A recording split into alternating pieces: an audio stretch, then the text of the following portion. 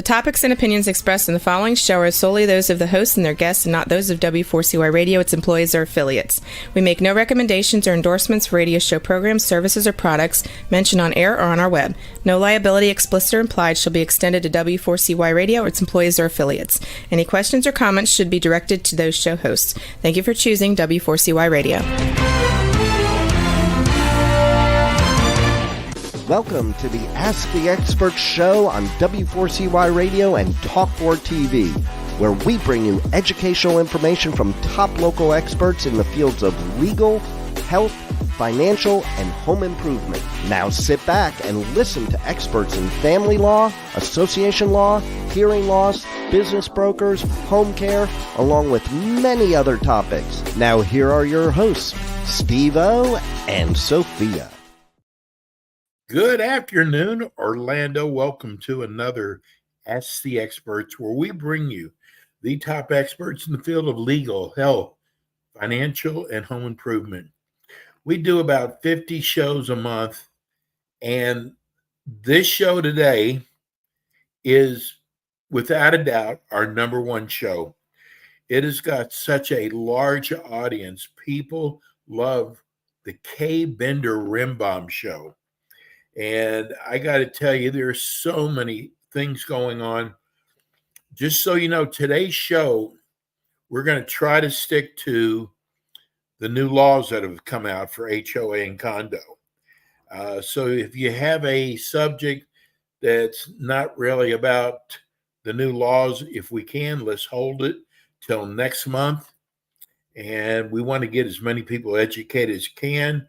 We are not taking phone calls because it's just too much for me to handle the show, hosting the show, and the chat line, as well as all your messages, your texts that you send to me. We have one of the top attorneys in the Kay Bender Rimbaum law firm. Let me introduce you to board certified Kirsten Henza. Kirsten, how it seems like it's been forever. Well, hello, Steve. Yes, it's been a while. I love doing the show with you. Your knowledge is just amazing. You are considered a community association law firm with offices in South Florida, Palm Beach County, Orlando, and Tampa. You are actually in the Tampa office, so I guess next week we'll be doing another show together. Is that right, or did you switch out with Alan? No, that's correct. So for all the Orlando viewers, listeners, I'm Kirsten Henza, and like Steve mentioned, I'm one of the attorneys with the law firm of Kay Bender Rimbaum. I'm actually the managing attorney for our West Coast office, which is located in Tampa.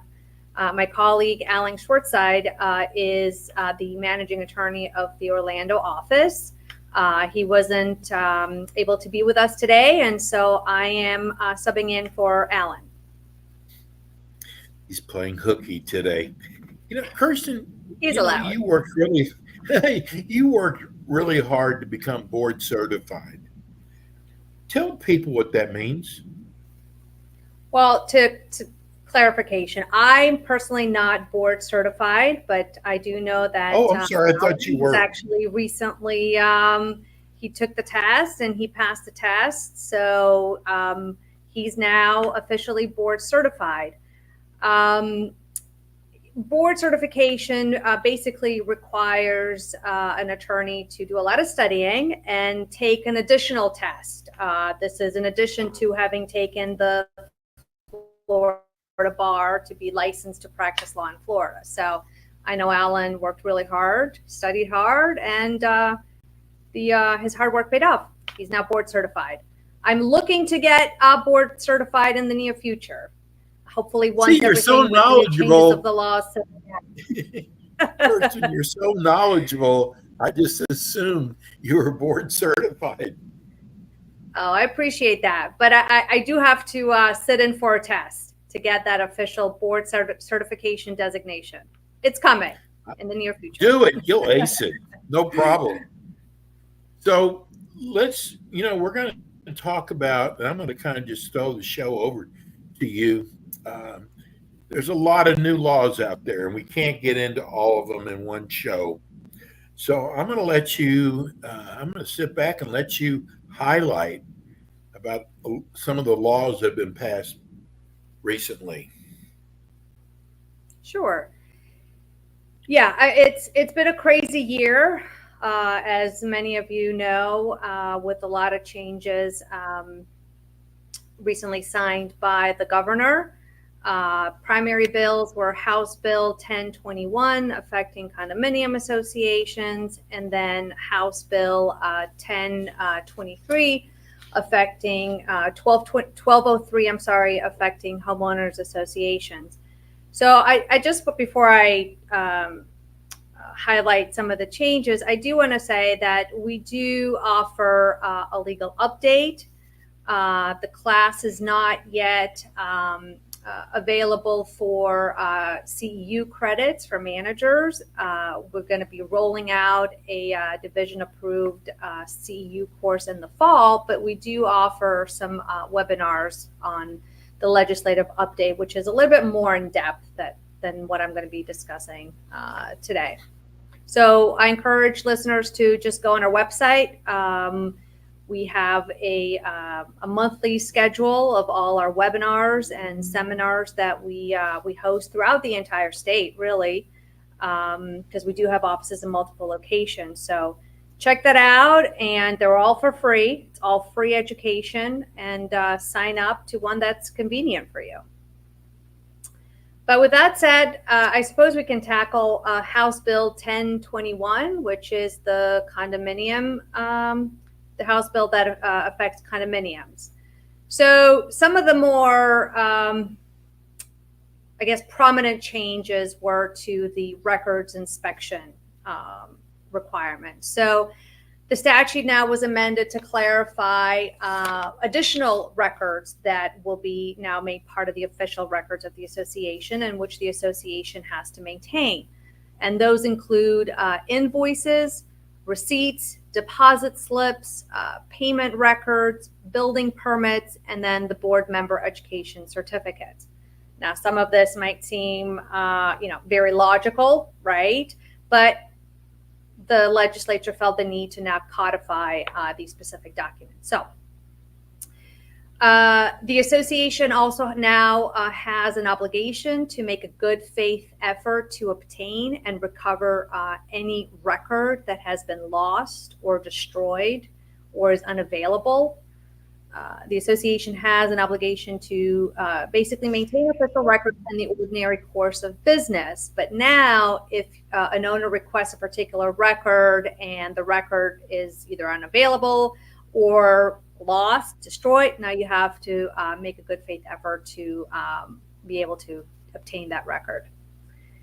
Now, when an owner makes a request for inspection of records, presuming it's a proper written request, in response to that inspection request, the association is now obligated to provide a checklist to the unit owner, which identifies the records that are being made available at the inspection, as well as identify those records that were not made available. Okay, so, speak with your legal counsel. I know we have created a form checklist that we're providing to our clients. So your legal counsel may assist you with this checklist. There are enhanced penalties now for willful and repeated violations for failing to provide access to official records. It used to be that, if an owner made an official request and the association failed to comply, a division complaint was typically filed by an owner. And then depending on the extent of the violation, it used to be that the division would just send you a warning letter, basically a slap on the wrist. Don't do it again, association, right? Now, this conduct is criminalized.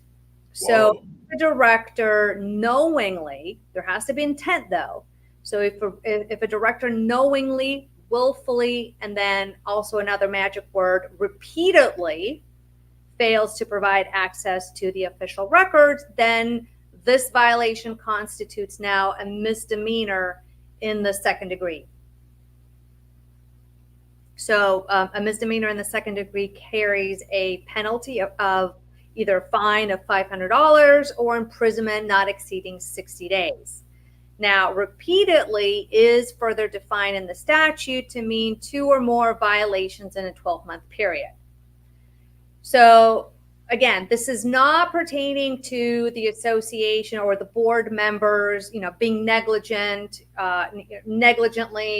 failing to respond to an official request for inspection of records. This has to be conduct that is, again, knowingly, willfully, and then repeatedly, right? 2 or more violations. That's a big one for records inspection. Now, condominium associations currently have a requirement for having a website and posting certain records on website, and the current threshold is 150 units. So if you're a condominium with 150 units, you should have had a website by now. Okay, that threshold is changing. Okay. So effective January 1st of 2026, those condominiums with 25 units or more are now also required to have websites and then post certain documents on their website. And the laundry list of documents you have to post is set forth in the statute. Is there a penalty if they don't do it? Right now, there's no penalty. Now, HOAs governed under Chapter 720 also have a website requirement, and I'll touch on that when I discuss House Bill 1203. Now, if the board is going to have a board meeting at which it's looking to adopt a contract, and a lot of boards are now having a lot of meetings, adopting a lot of contracts relative to the milestone inspection and the SIRS, the reserve schedules. So if you're going to adopt a contract, well, now the statute says that the notice and the agenda of the meeting at which the board will be considering or adopting a contract now has to be provided with the notice. Okay. And then obviously the contract is also has to be made available for inspection by owners. So it does become part of the official records of the association. The association also cannot waive financial reporting requirements for consecutive years. So as many of the listeners might know, each association has to prepare a financial report within a certain time frame, right? At the end of the fiscal year, with regard to the financial activities of the preceding year. Now, the level of the financial report has to be based on the total annual revenue of the association. So 718 and actually 720 both provide the schedule of what financial reporting requirement you have to do based on your annual revenue. So if your association if the total annual revenue of the association is $500,000 or more, then by statute you have to do an audit. You can do a lesser financial report, right? But now the statute says you just can't do a lesser financial report in consecutive years. Let me just tell everybody we're here with Sure. Attorney Kristen Henza. She's an attorney at the K. Bender Rimbaum law firm. We're talking about condo and HOA association, some of the new laws that are out for this year that the governor signed. Go ahead, Kirsten. Sure. We're still with condominiums. This is House Bill 1021. Let's see. So for condominiums with more than 10 units, boards now have to hold a board meeting at least quarterly. So one board meeting a quarter. That's the minimum. Now you might be having board meetings more regularly, and certainly, special board meetings when you have specific action that you need to take. But the minimum requirement now is at least one board meeting a quarter. Now, in addition, at least 4 times a year, and the statute doesn't say if it has to be at least once a quarter, but at least 4 times in a year, you have to also provide owners with the opportunity to ask questions. So the agenda of the meeting has to include an opportunity for owners to ask questions. Now, most associations, allow, or most boards allow owners to, speak as to designated agenda items, right? Which is what you're supposed to be doing under the law. But now there's this additional requirement to let owners speak at least, or ask questions at least 4 times a year.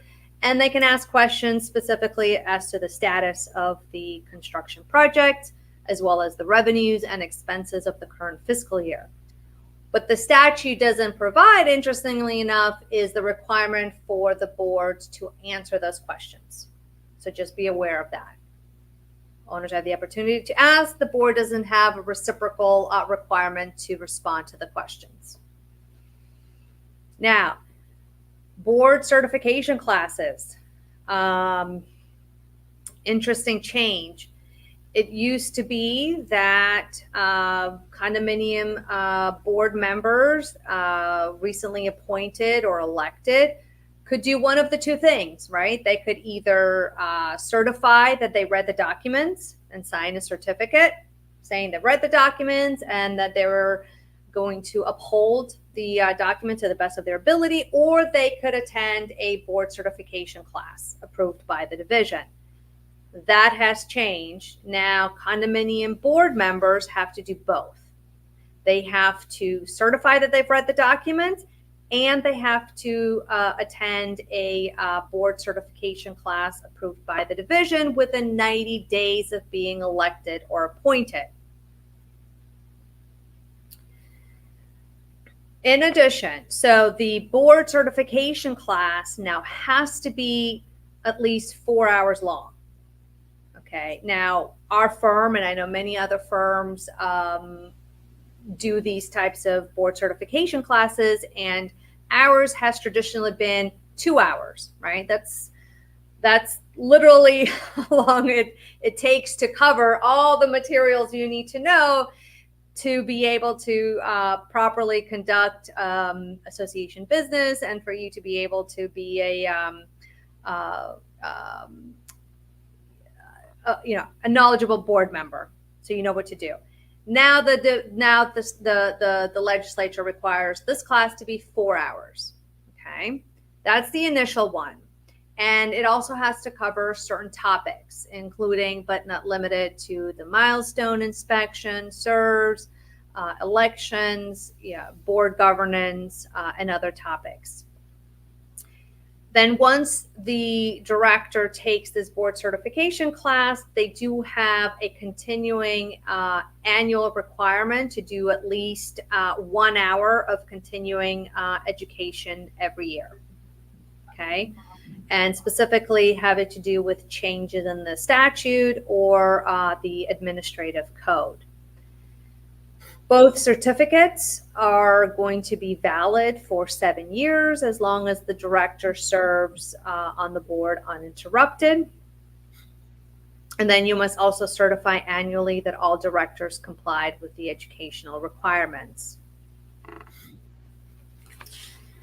So that's it for the board certification. And then one other change that's also very prominent is boards now of residential and mixed-use condominiums also have to adopt hurricane protection specifications.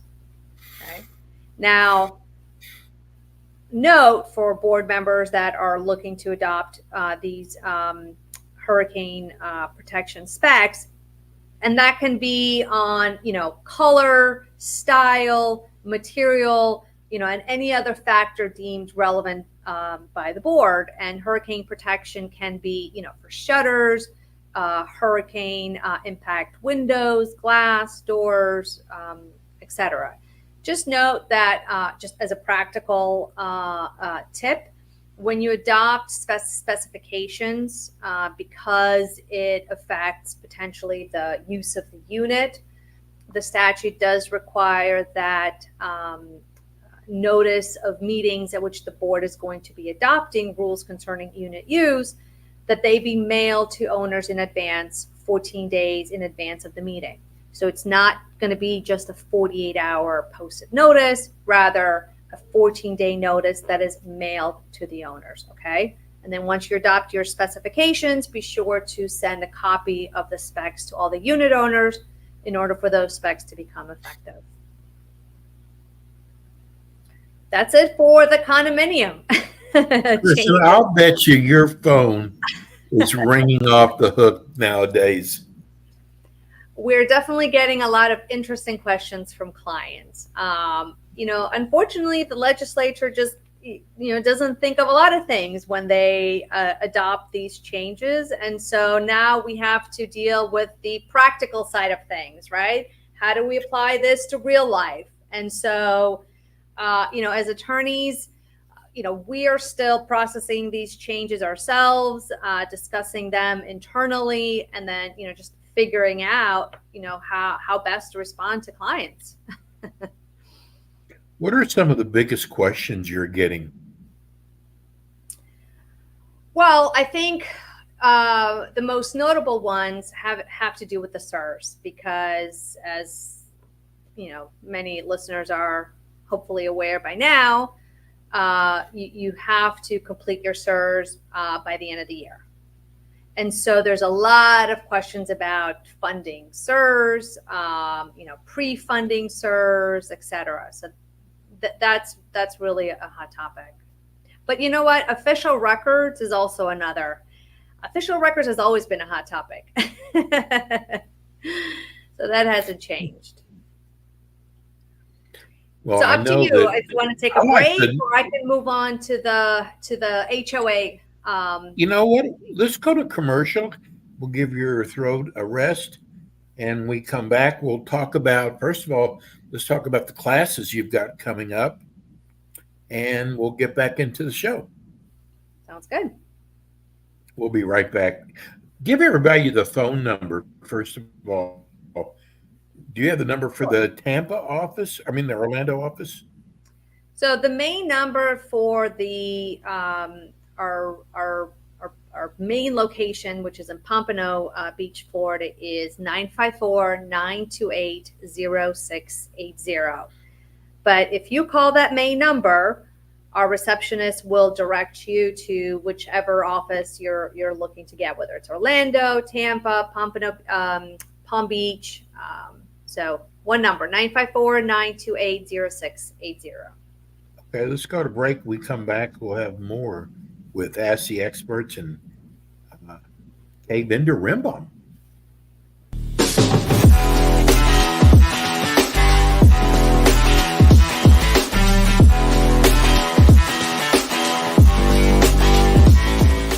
Kay Bender Rimbaum is a full-service community association law firm dedicated to the representation of community associations throughout Florida. On kbrlegal.com, you can learn more about their offices in Pompano Beach, Palm Beach Gardens, Orlando, Tampa, as well as throughout Miami-Dade by appointment. Several Kay Bender Rimbaum attorneys are board-certified specialists in condominium and plan development law and assist clients with all matters of community association legal issues while keeping them up to date on new developments that affect their associations. Kay Bender Rimbaum is also a well-known provider of free legal education for managers and board members. Contact Kay Bender Rimbaum today by calling 800-974-0680. That's 800-974-0680 to reach any of their locations. You can also visit them online at kbrlegal.com or write to them at info@kbrlegal.com. And we are back with the Ask the Expert show on W4CY Radio and Talk4 TV with your hosts, Steve-O, Sophia, and their expert guests. Back, I'm your host, Steve-O. This is the Ask the Expert show, our 12th year. Long time. In fact, Kay Bender-Rimbaum has been with us 10 of those years. We're talking about these new laws, these HOA and condo laws, and we have attorney Kirsten Hensa, and she's been doing the show now for a while, does a great job explaining. You've got some classes coming up. Yes, Steve, we do. So for the month of August, we have jumping into the present, the importance of updating the governing documents. And this one in particular is August 8th and will be taught by one of our main partners, Jeffrey Rembaum. He is from the Palm Beach Gardens office. And I've taught this webinar as well, and it's extremely useful for those associations that are looking to update their governing documents. And now more than ever is a good time to take a look at your documents and how they jive with the new statutory changes, and then seek out further guidance from your legal counsel about potentially amending or changing anything that you might feel necessary to better protect the interests of the association. We also have association leadership on August 14th. That's with Mike Bender and also Jeff Rembaum. We have Alan is teaching August 16th a class on the legal update. Now, this is the 2024 legal update that covers the changes that took effect in July 1st of 2023. There's still a lot of managers that are looking to get their credits before the end of the year, and so this is one of those courses they still need to take. So it's being offered again. Where attorney Emily Gannon from the Pompano office is also doing a jumping into the present class in August 22nd, also about updating governing documents. Now, August 23rd, attorney Danielle Brennan from our Palm Beach Gardens office will be teaching a class on fair housing, assistance animals, and pets. That's always an interesting one.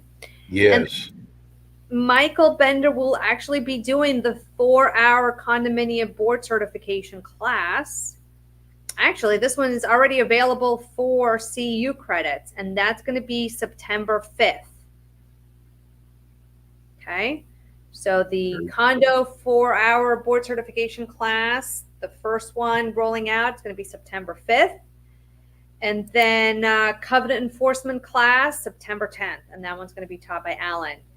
And I might be teaching a board certification class for homeowners associations in August as well. So stay tuned. We should be posting that date on the firm website soon. Kirsten, your firm is one of the largest firms in Florida, very busy firm, but I think it's just so impressive how your firm really believes in education.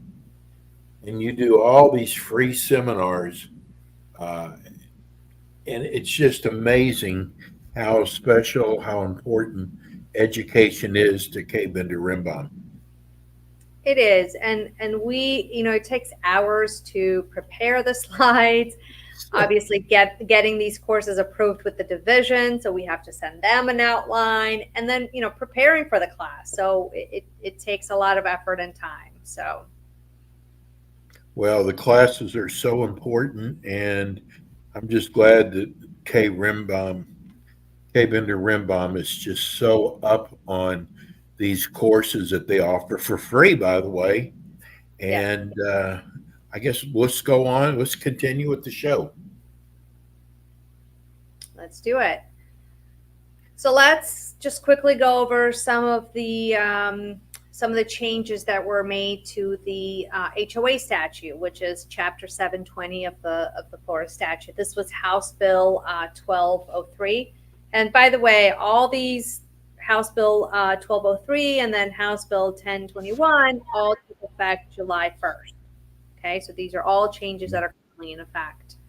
All right, for HOAs, they have a website requirement as well. So communities with 100 or more parcels are now required to have a website and post certain records on the website. The deadline for doing this is January 1st of 2025. So it's a little bit of a shorter deadline than the requirement for the condominiums. Now, I wonder why the legislature just couldn't come up with the same date for both, because that would just be too easy.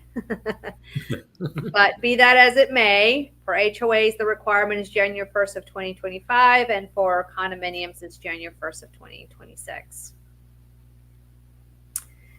There's a requirement now, also codified. If you get a subpoena from a law enforcement, you're now required to furnish the documents requested or provide access to these documents, official records, within 5 business days of receiving the subpoena. Communities now with 1,000 parcels or more, regardless of income, are required now to obtain an audit.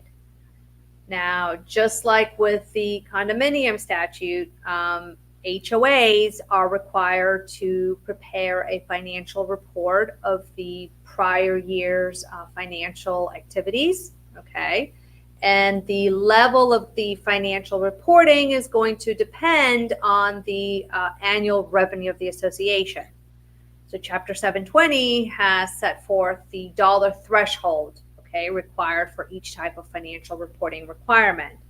So as it currently stands, only associations with annual revenue of $500,000 or more are required to do an audit, unless, of course, the bylaws of the HOA specifically require an audit.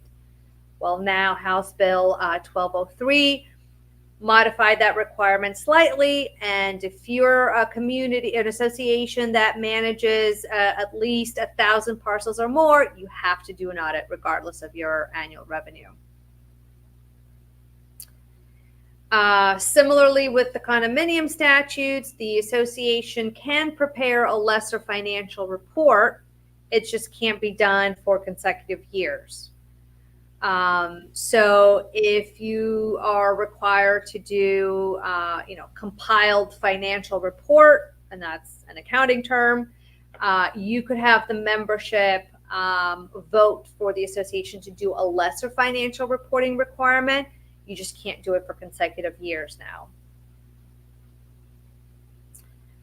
The statute now expressly prohibits the use of debit cards by HOAs, which was always prohibited with condominiums, but now it's prohibited for HOAs. What does that mean, Kirsten, that you can't use a debit card? Yes. So if a debit card has been issued to the association as opposed to a credit card, okay, you'll be using that. That makes sense. So the statute also criminalizes certain conduct, such as receiving kickbacks. It subjects now directors to imprisonment and fines. Board certification requirements were also changed. Again, it used to be that with HOAs, directors could either sign a certificate attesting to having read the governing documents and certifying that they were going to uphold them to the best of their ability, or do one of these board certification classes. Now they have to attend a board certification class within 90 days of being elected or appointed. The certificate for the course, it will be valid for 4 years once you take the board certification class. and it has to be retained in the official records for at least 5 years. The directors have to complete the board certification class at least every 4 years. Now, there's no specific requirement yet for the HOA board certification class to be 4 hours.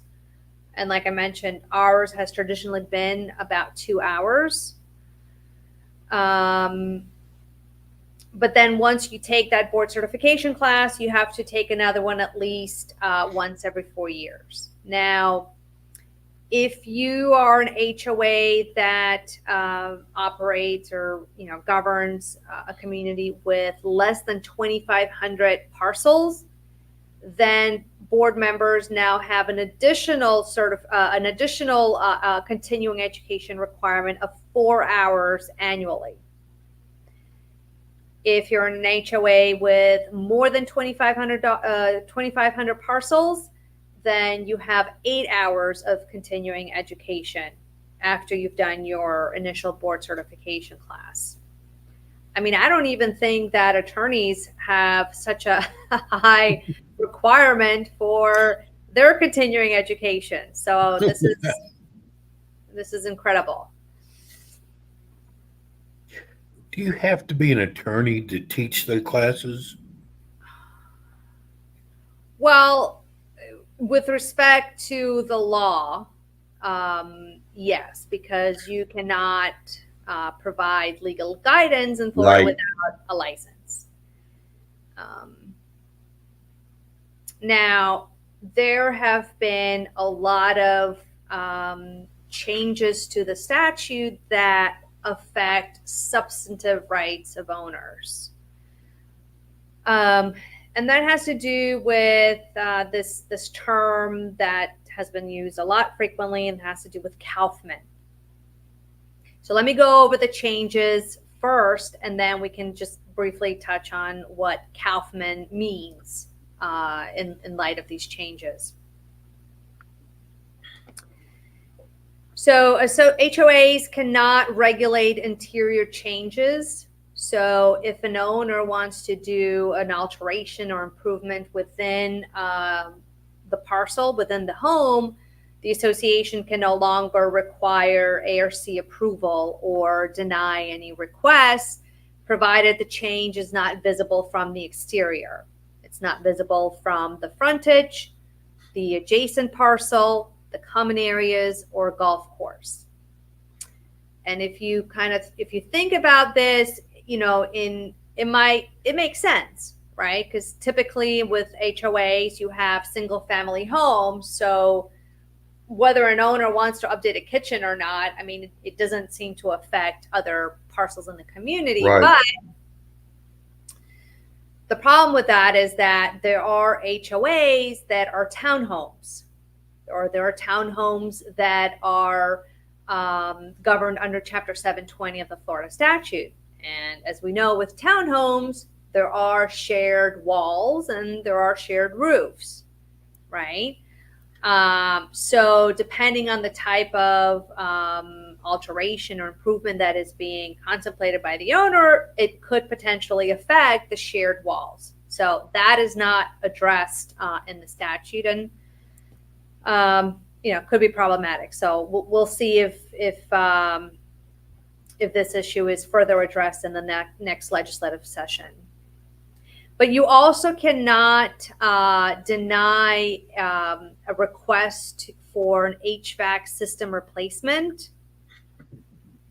if you can't see the HVAC unit from the frontage, from an adjacent parcel, the common areas, or golf course, and if the system is one that's substantially similar to other ones that the association has approved in the past.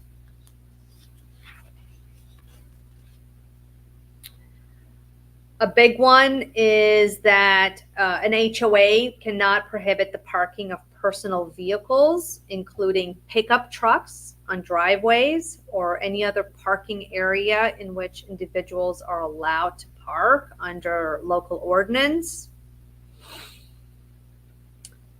HOAs cannot prohibit owners, tenants, guests, or invitees from bringing or parking their working vehicles in the community, which are not commercial vehicles.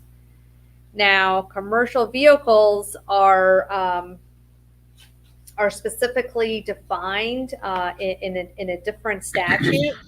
And it basically, a commercial vehicle is one that exceeds a certain weight. I'm trying to find this in my notes so I can reference this for the owners.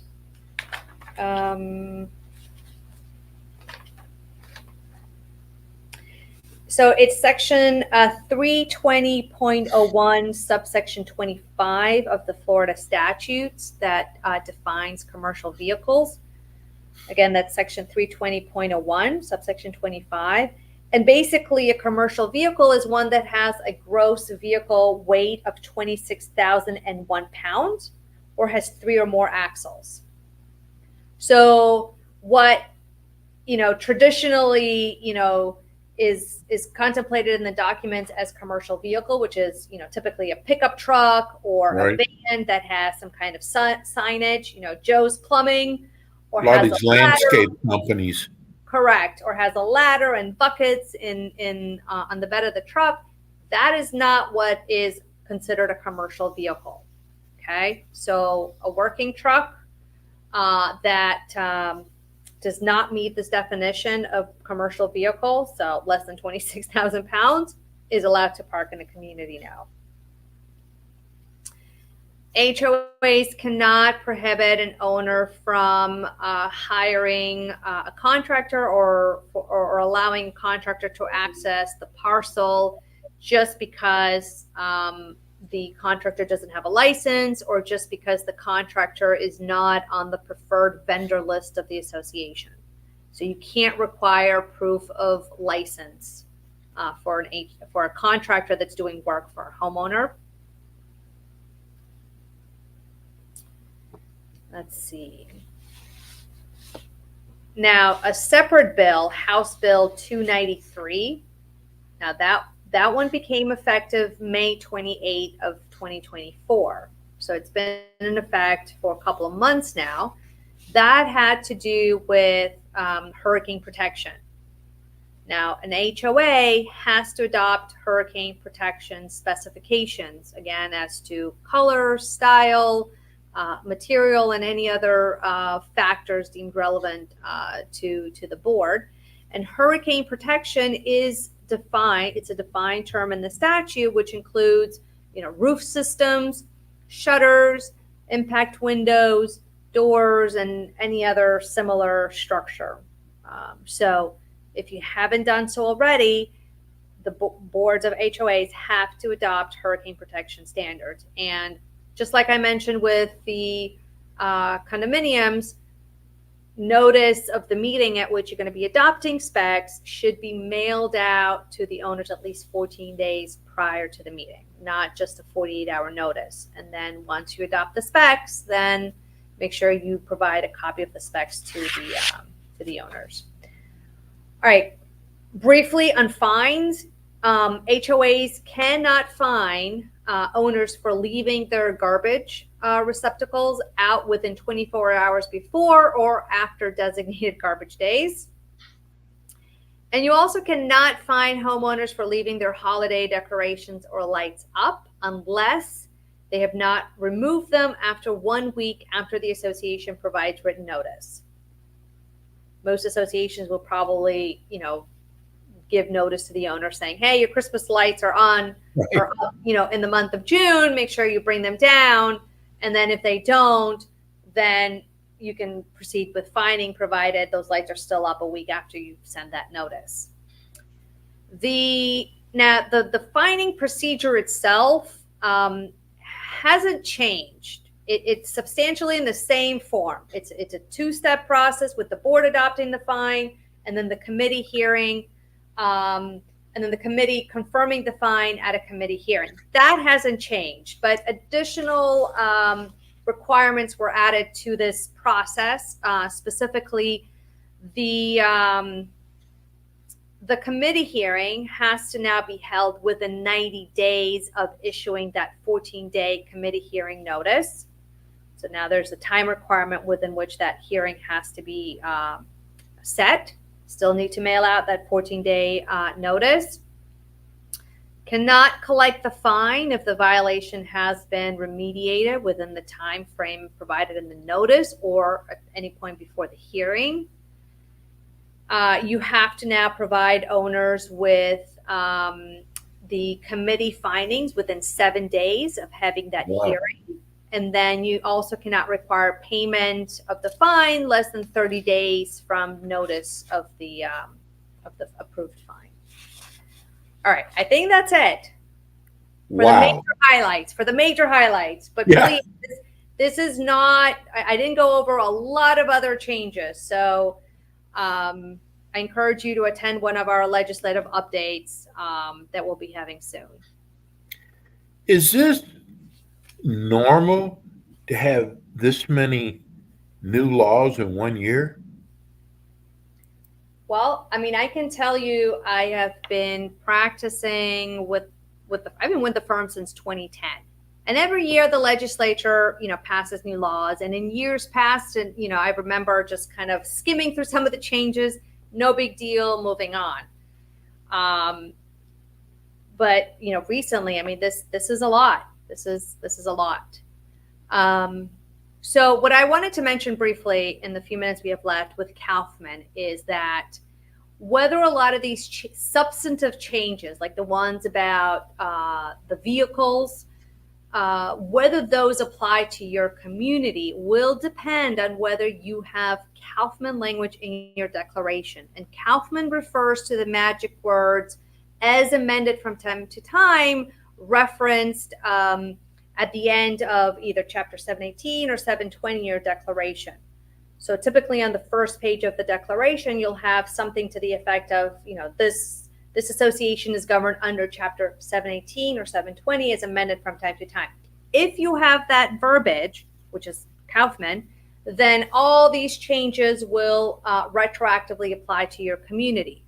If you don't, then there's a constitutional argument that the law that applies is the one that was in effect when your declaration was recorded and not these changes. But I'm oversimplifying this concept. This is a very complex concept in the law. So I please speak with your legal counsel as to the applicability of a lot of these substantive changes to your community.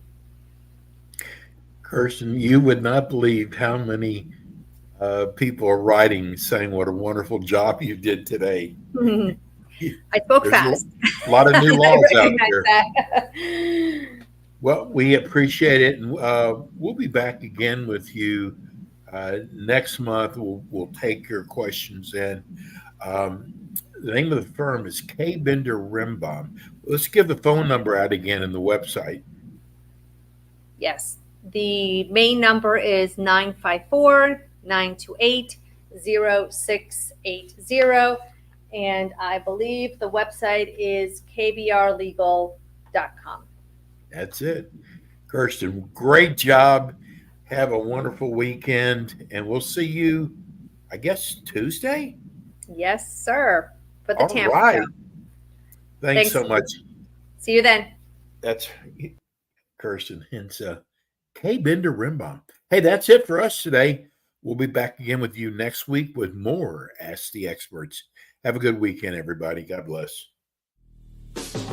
Thanks for tuning in today to the Ask the Expert show on W4CY Radio and Talk4 TV. Tune in next week and every week to hear more from our experts on personal injury, insurance, air condition repairs, estate planning, Medicare, and many other topics in the areas of legal, health, financial, and home improvement. See you next week.